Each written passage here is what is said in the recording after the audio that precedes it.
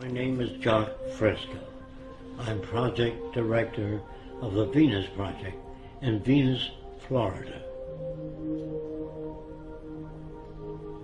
The Venus Project maintains if you don't want war, if you don't want poverty, hunger, unemployment, territorial disputes, and all the other problems that go with society, you have to declare the earth as the common heritage of all the world's people.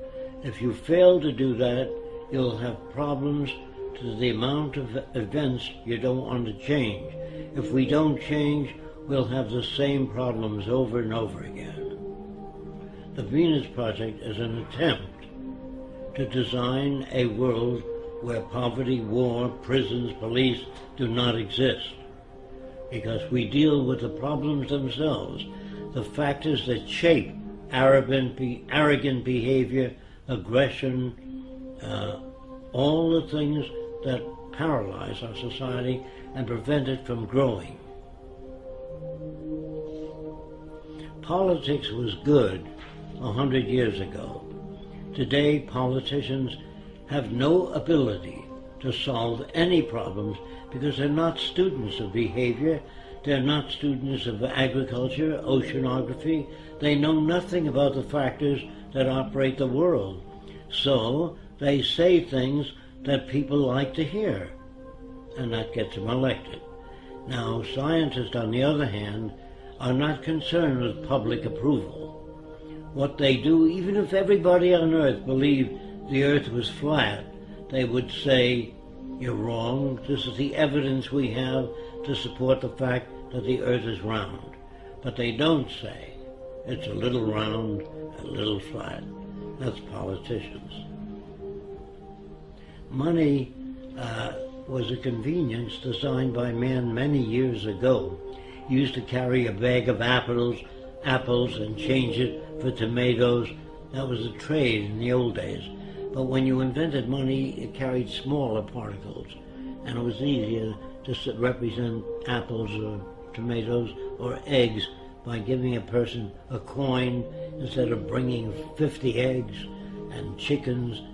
Money represented a value agreed upon to diminish the lugging around of heavy objects. Later, it became the most corrupting medium in the world. It corrupted people. They paid each other off. If you wanted a congressman to act in your behalf, you put up a certain amount of money to help him get elected, and you owe that person a favor. And that's the same with the drug companies, the auto companies, the banks. All systems all over the world that use money are basically corrupt. War is a word which was invented when one territorial group of people took away other people's land. They used force and violence, and war was the media for doing that. You shot other people, stole their women and their resources for your own gain. And nations have been at war ever since man invented weapons. And as long as you invent weapons, you can have war. And war is the means of protecting everything you've stolen from others. No nation starts out very big. They start out smaller and take land away from other people. And they don't take it by invitation. They weren't invited to take over the land. They took it by killing, force, and violence. And war is the most inappropriate way of solving the differences. That's why I'm against the Pentagon and the military, because they majorly should be concerned with how to bridge the difference and bring nations together toward a common purpose, namely taking care of the environment, one another, and restoring the damaged environment. That's what I'd like to see in military systems. I would like to see, instead of training millions of soldiers to be killing machines, I'd rather train them in being problem solvers.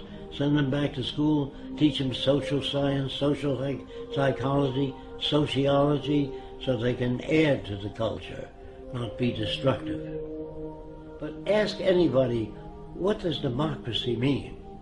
They think it means participation in government affairs. So I asked them, do you really believe in democracy? They always say yes. I said, did you vote for the space program? They said, no.